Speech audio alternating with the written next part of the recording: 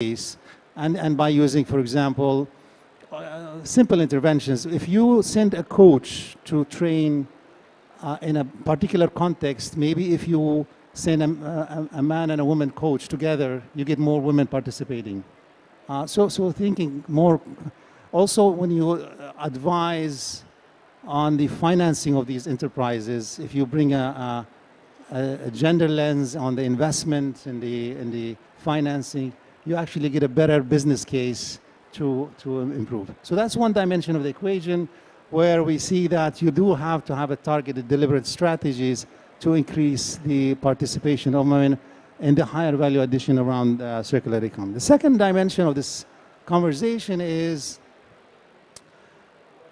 the whole idea that reconceptualizing our economic production consumption patterns fundamentally is about changing behavior and how we as consumers react to products, buy products, how do we use products, how do we relate to the flow of products in the economy. It's all about behaviors both. And strategies, when a country embarks on a sectoral strategy to increase the adoption of circular economy principles without paying attention to behavioral patterns, and that's where gender perspectives is so fundamental to understanding how to change behavior. Women are, in many product categories, women have better knowledge of the use and reuse of products than men actually, or household, particularly at the household level and in other sectors.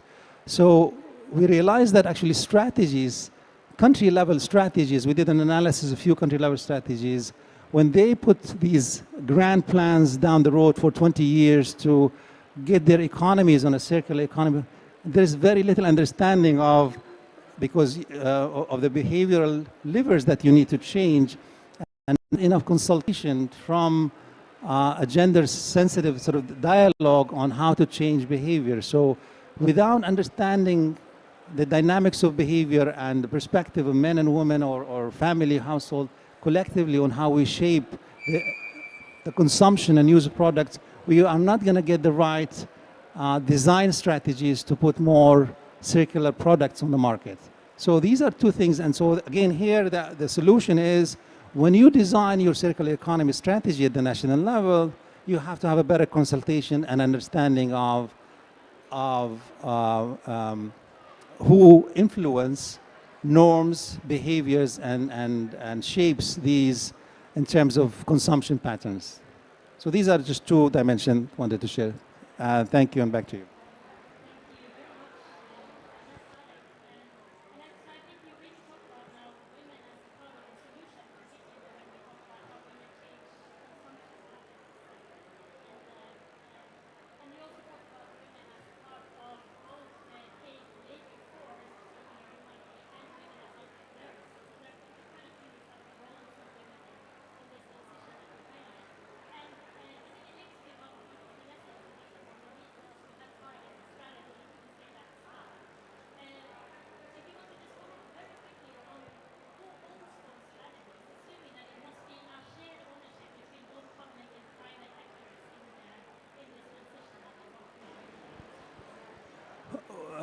No, absolutely. I mean, partly government needs to create the enabling frameworks for circular business models to happen in the economy, and creating the incentives. And so on the enabling framework, basically government needs to engage proactively in designing these. But on the design side, when firms wants to really influence the consumption at the end of the process, it is the firm's role as well, the enterprise. And when we look at large multinationals that dominate a lot of the product flows, you know, who sits on the sort of the executive boards, the senior management, and product design, it's only the majority as men engineers. And so we also need to change that mindset. So it's both on the firm, the enterprise level, and also on the policy making level.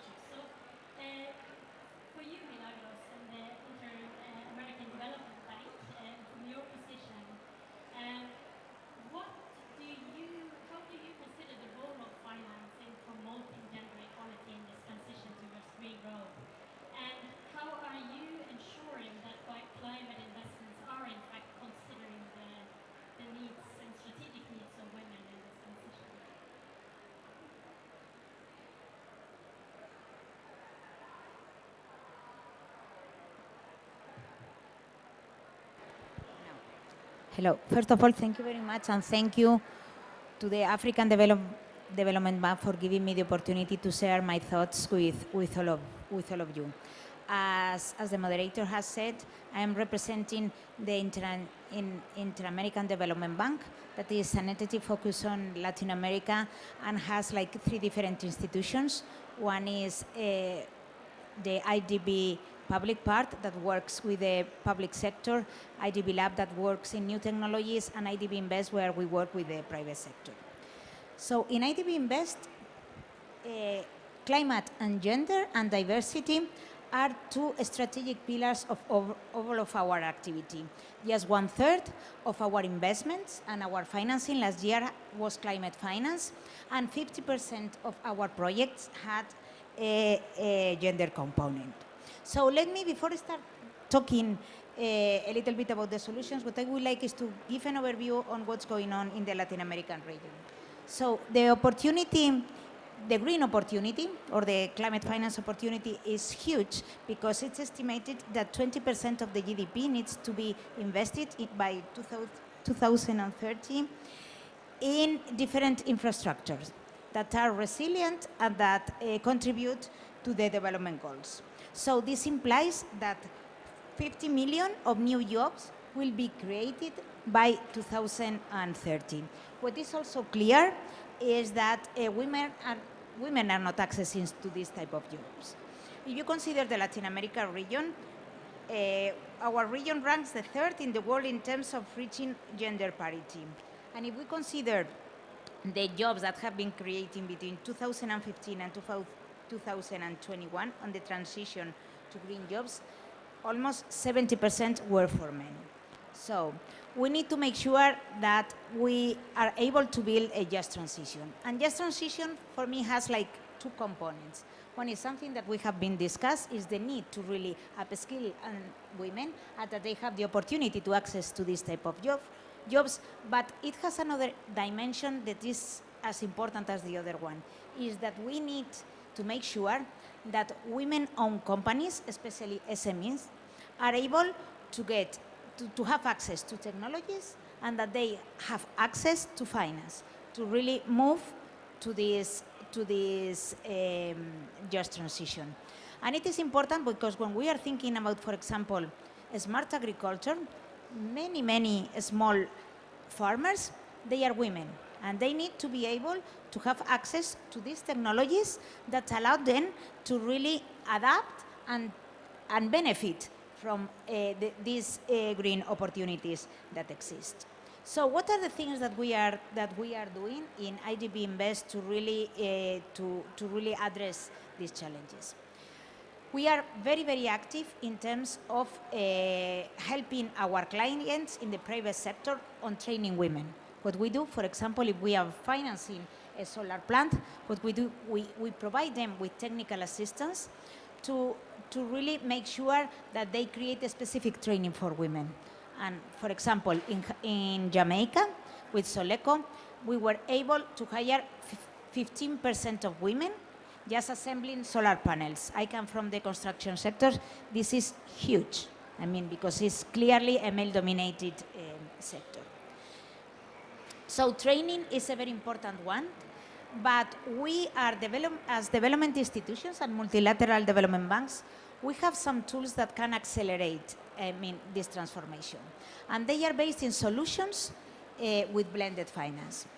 We have one specific product that is what we call performance-based incentives, by which when we provide a loan, for example, to a client, we include a portion of blended finance, concessional finance, that reduces the cost of the financing if they achieve certain goals, for example, incorporating women in their workforce. So this has demonstrated to be extremely powerful in terms of incentivizing our clients to really incorporate women. I mean, I have many examples in Brazil where, I mean, we have been able in assembling solar plants or in construction wind farms where we have reached 20% of women in the workforce, which is enormous. So with this, we can address the issue of women benefiting for these job creation opportunities. But there is another element that I was just mentioned, that it is about how we ensure that we are able to provide the solutions and the financing that the women-owned SMEs have. And this is extremely important to work at two levels. First of all is financial sector, financial intermediaries. We need to be able to work with financial intermediaries so that they provide special lines for women, green lines for women, so that they can provide financing to adapt to climate change, to introduce new technological solutions, but they are especially focused on women. And we are also working in the region with different banks to really work in this area. And the second thing is taking advantage that the loans that we provide to big companies, for example, in the agricultural sector, we incentivize our clients to really provide some technical solutions to their, for example, small farmers. We have this in Naturasol, in one of our clients, by which we provided a loan to them, to Naturasol, that is an important agricultural company. And what we did with them was to provide a specific financing and a specific program. And we provided with a kind of iPads to honey producers so that they were able to anticipate climate events, so that they can manage better the irrigation systems and everything. So acting with companies, with agricultural companies or with tractor companies to really, make sure that they also work with their value chains, providing the access to new technologies to women-owned companies. So I think that there are tools are there. There is a long way to run, but we are in a good path, and with all the sustainable linked loans and all the sustainable linked bonds are also some tools that will be critical for the future to really make sure that we have a just energy transition.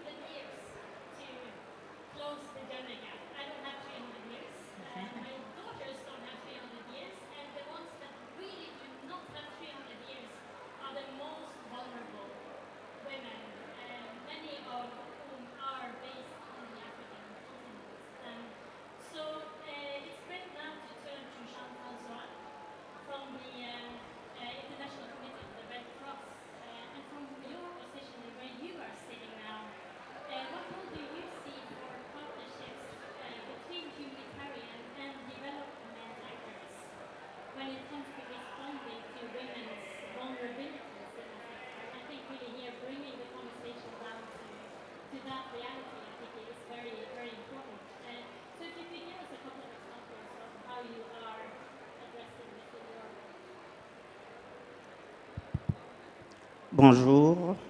Je voudrais avant tout propos remercier la Banque africaine de développement de nous avoir ouvert cette plateforme de discussion. Et je me réjouis d'autant plus que je prends la parole après Madame Rivas, qui a parlé de finances, d'investissement.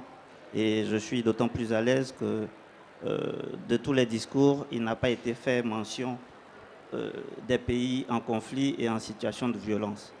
Et comme vous le savez, les dernières statistiques l'ont montré que parmi les 25 pays les plus exposés aux risques climatiques, 14 sont en conflit et 14 sont en Afrique.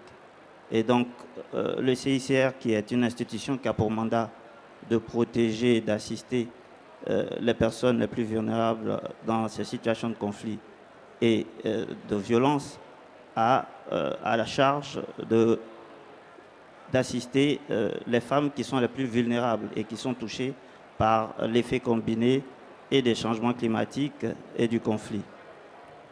Et pour en venir à votre question, en face des besoins de ces femmes vulnérables et au regard de l'immensité de ses besoins, nous, acteurs humanitaires, avons jugé opportun d'appeler à une synergie d'action. Et cette synergie d'action nous impose de nous orienter, bien entendu, vers nos partenaires, que sont les banques multilatérales de développement, afin que nous puissions initier des projets innovants et qui touchent les communautés les plus vulnérables à la base. Et comme je l'ai mentionné, les femmes font partie de la frange la plus impactée par ces situations.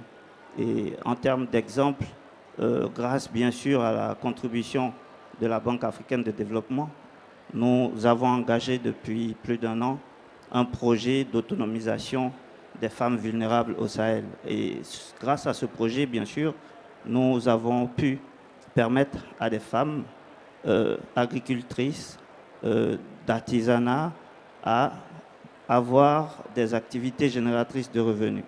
Et comme vous pouvez le voir sur l'image qui s'affiche, nous avons aussi intérêt à ce que nos opérations soient les plus green que possible. Et bien entendu, en assistant ces bénéficiaires-là, nous nous évertuons aussi à ce qu'elles puissent contribuer à cela. Et au Mali, par exemple, nous accompagnons grâce au soutien de la Banque africaine de développement des femmes maraîchères dans les zones de Gao, de Tombouctou, qui ont été chassées par le conflit et qui se sont retrouvées en zone urbaine et qui sont sans source de revenus.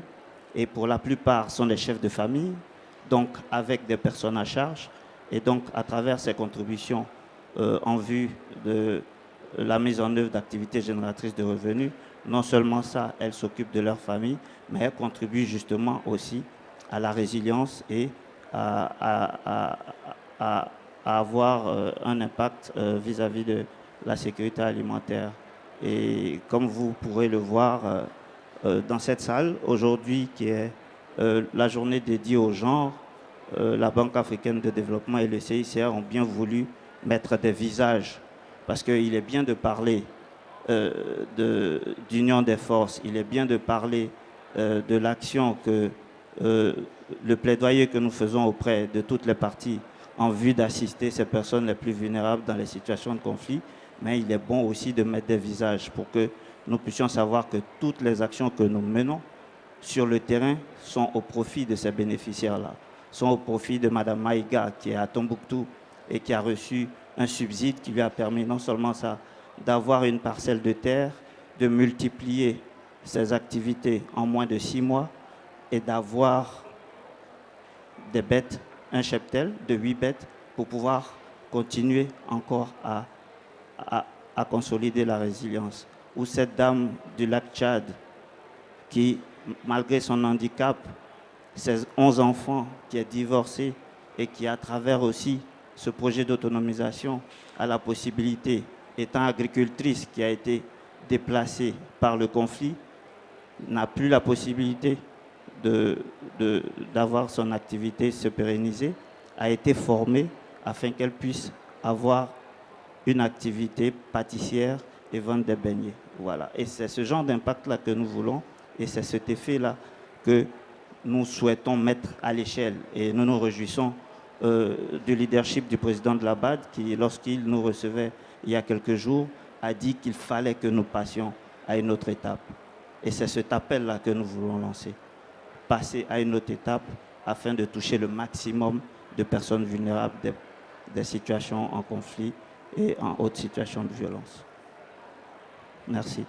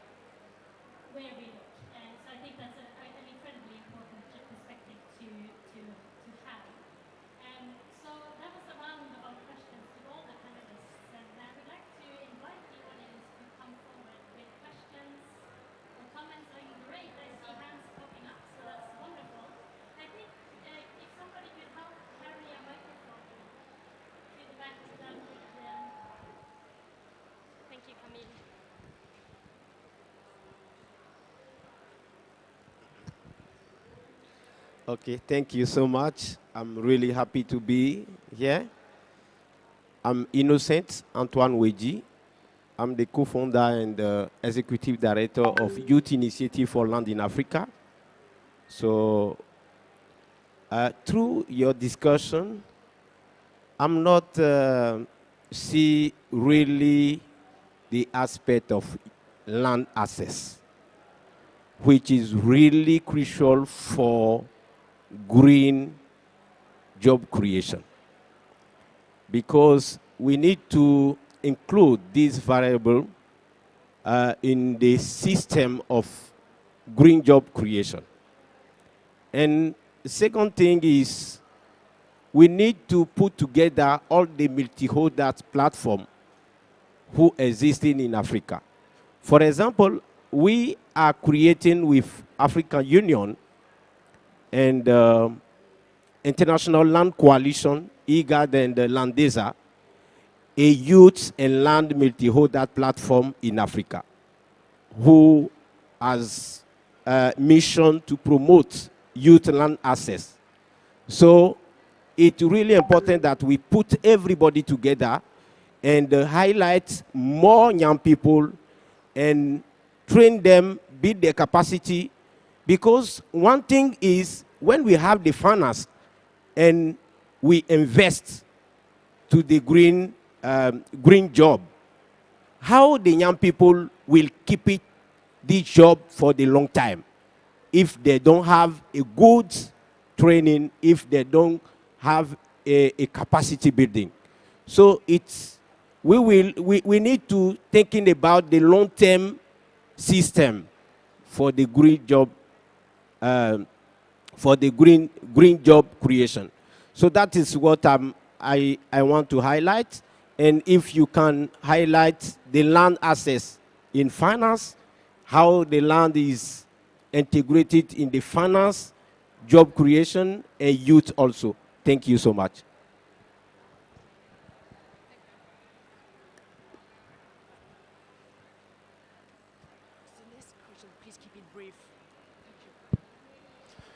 Thank you very much. Thank you to all the panelists for great insights. I'm going to be very brief. My name is Frederick from Kenya, and I work for Tia Fund, and I've been working with youth in green jobs. I think one of the important aspects that I would like to hear from the panelists is about skilling of young women.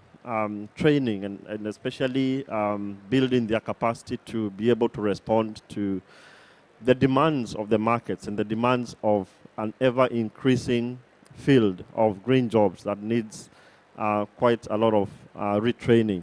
And on that aspect, have you been able to work with technical and vocational training institutions, what we call TVETs, and what will be your experiences on that? And my other comment is around financing.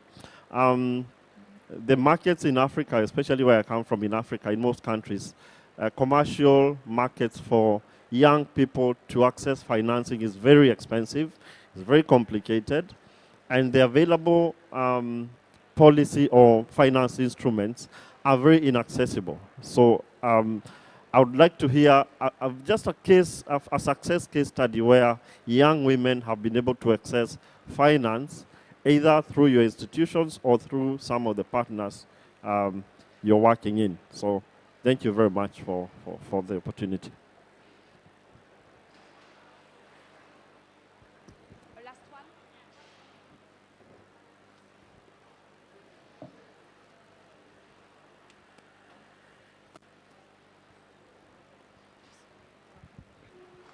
Thank you. My name is Irene. I'm also from Kenya, an ambassador for the Global Evergreening Alliance. My question is on how women's involvement goes as far as compensation for what they bring on board. Because sometimes we see a lot of opportunities thinking about women at a subjective level in this sense. They are not co-creators of this knowledge. They are not co-developers of the products.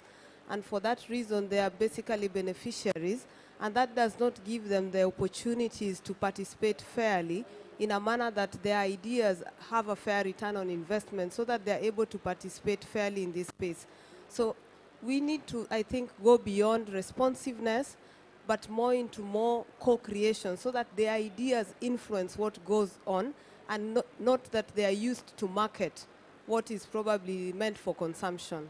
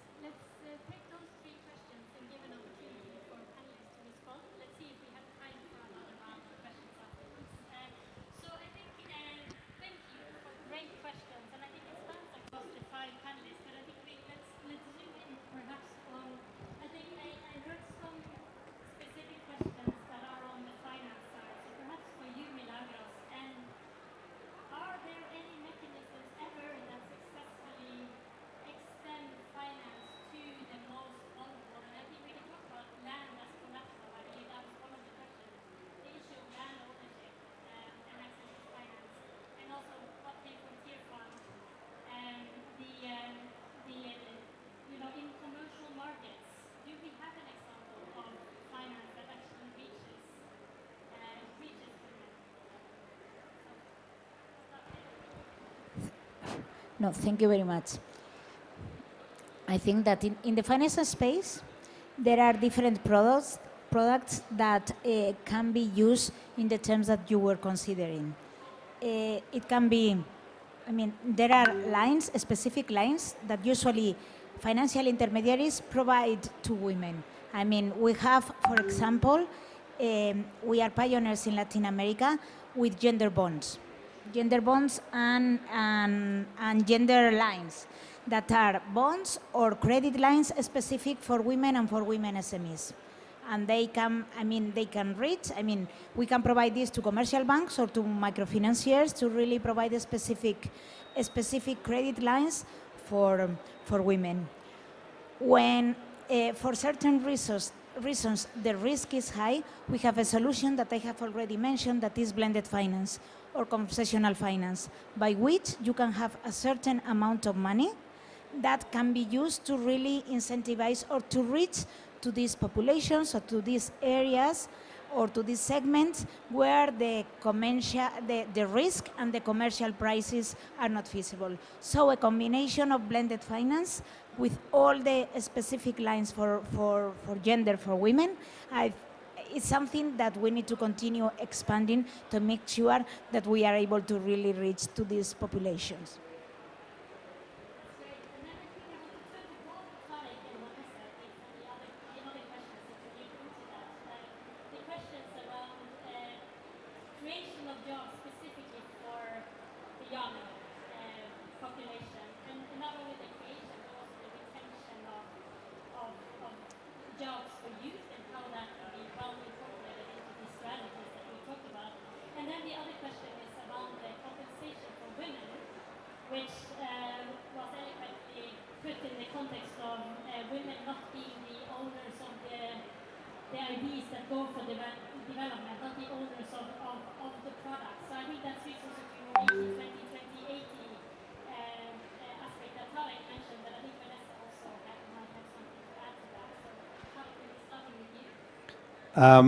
Thanks. No, I think you raised very important points, particularly just to quickly react to the finance one.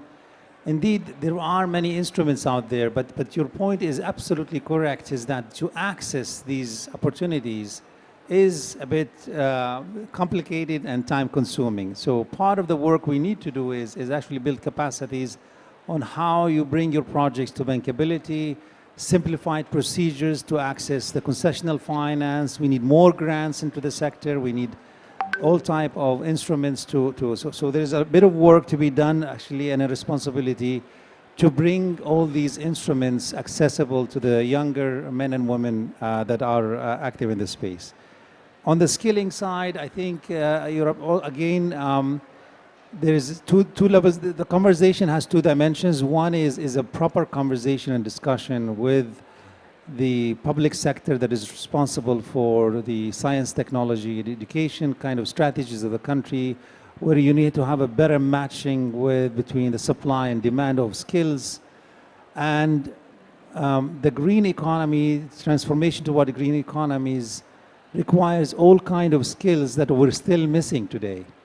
If we want, for example, and I was in a conversation yesterday, if we really want to get to net zero by 2050, there's an enormous demand for engineering skills in new energy technologies, in decarbonization technologies, in smart grids, in a whole range of technical skills that actually are missing, not only in developing countries, but in developed economies. So the skill gap that is required for the green transformation is there to be addressed systematically. And we have not had a credible or let's say a technical conversation with the authorities that are responsible for education, science and engineering. We don't see them actually very often in the climate negotiations. So that's another area where we have to react to. And co-creation, absolutely right there. I mean, we see the business models that tend to bring workable, sort of more successful business models we're seeing coming out of the circular economy approach, or let's say within that logic, are the ones that are actually had in particular sector. I cannot generalize in particular sectors where women are leading these kind of enterprises in the design of the business model. So these are just few quick observations. Okay, so thank you for both questions. So on the first one on TVET, the AFDB, we have some good examples of this type of technical and vocational training. There are some projects which have been able to really mobilize women and young women to gain skills in technology and coding in particular.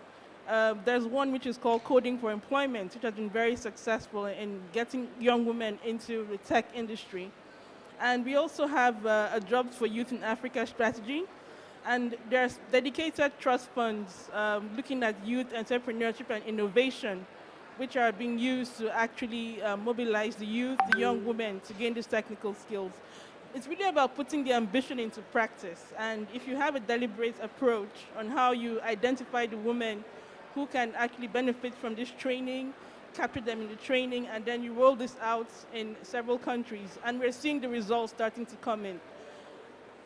Then on the second point on women's agency, there's a saying that says, goes like, if you're not at the table, you're on the menu.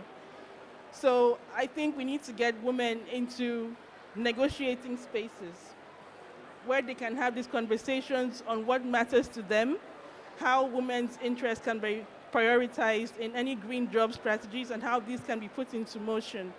There has been a lot of interest, as we've seen here in this discussion today. How do we take this forward?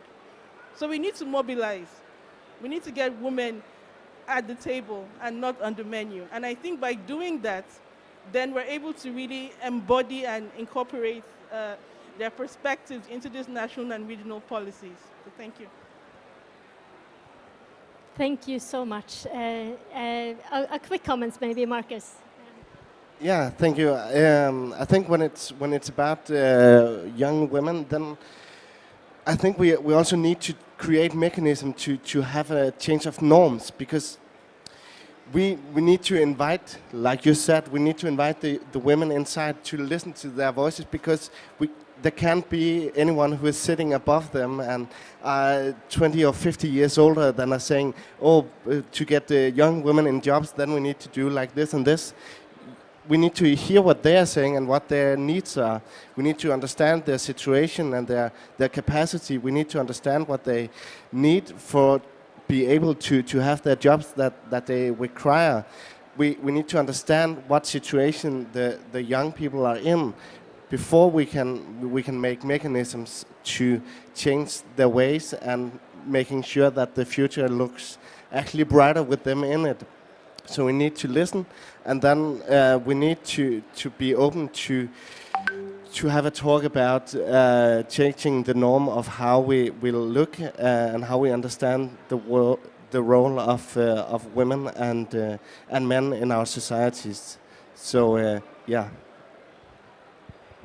Thank you, Marcus. And let's hear also from the last panelist, just a final remark from your perspective on how we are ensuring that these policies and the things we have discussed today really increase the resilience of the most vulnerable.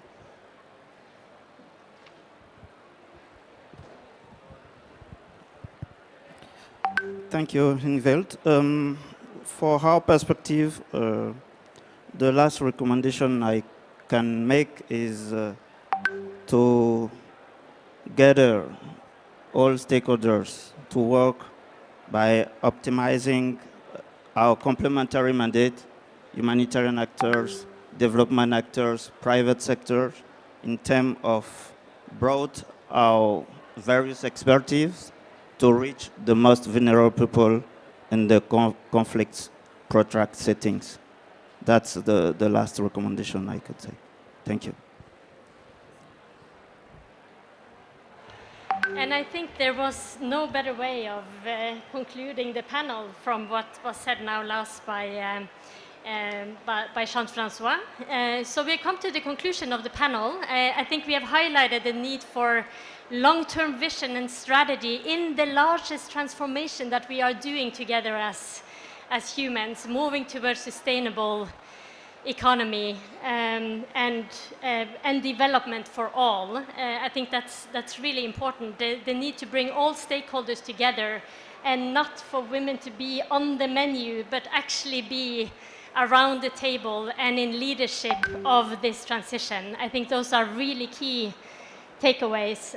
So I want to thank the panelists. I will ask you to remain seated, and then we will invite the closing remark now from Ms. Barbara Rambusek, who is the Director of Gender and Economic Inclusion at the European Bank of Reconstruction and Development. So welcome, Barbara.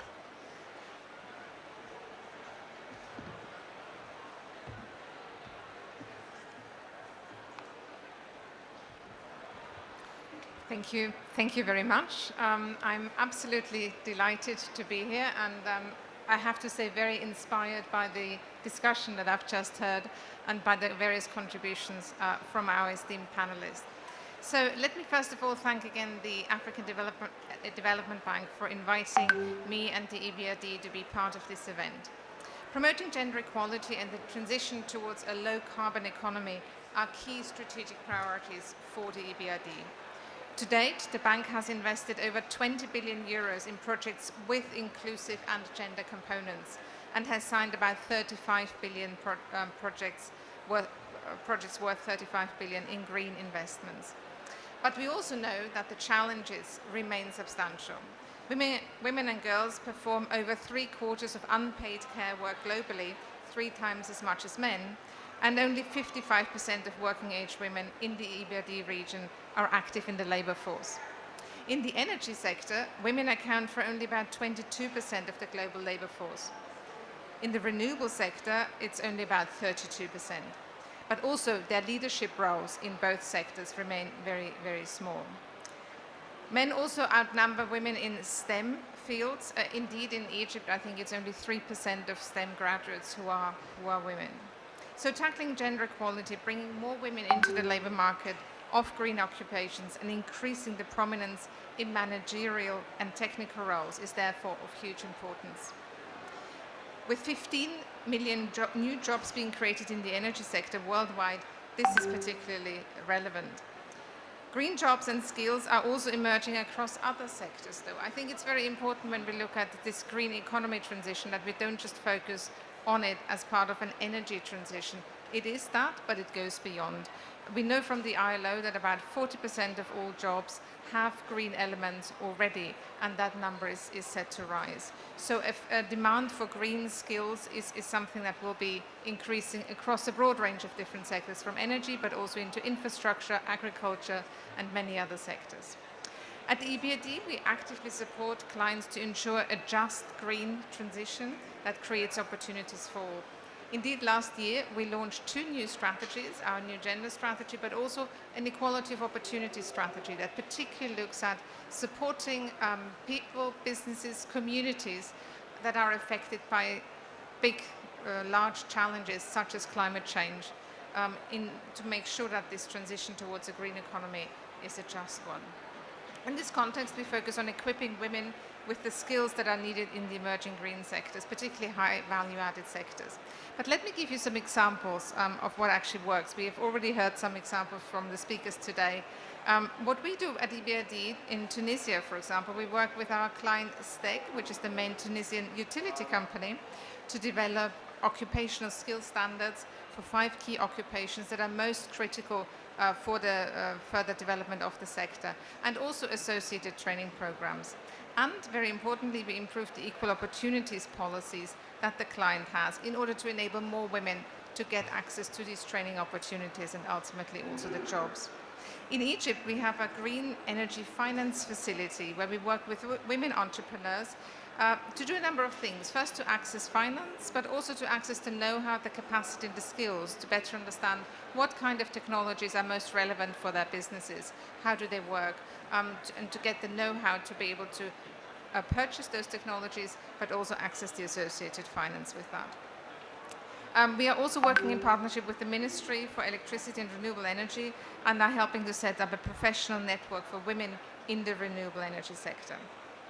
But let me close with a particularly important example of our work here in Egypt. Last week at the COP, we launched the Nexus of Water, Food and Energy Initiative, where EBRD is leading on the energy part in particular in Wafi. In this context, EBRD leads on the design and implementation of the energy pillar, and we are mobilizing $500 million for technical assistance, grants and concessional loans from donors and IFIs. Importantly, this will include a targeted support for workers that are affected by the decommissioning of up to 12 gas-fired energy plants, electricity plants across the country. So in this context, we will be working with the Egyptian Energy Holding Company, as well as its subsidiaries, suppliers, etc., in order to design strategic workforce packages to support those workers that are affected through reskilling, upskilling, but also redeployment where possible, including into the local labor market. So to summarize, promoting gender equality for green employment opportunities and skills is actually not a good to have, it's absolutely essential. It's something that we have also heard from the other speakers today, is something that is the key if you want to achieve a sustainable green transition. And it is together that we can make that work, and it is also by learning from each other and inspiring each other with ideas and approaches that we can make this work. So thank you very much.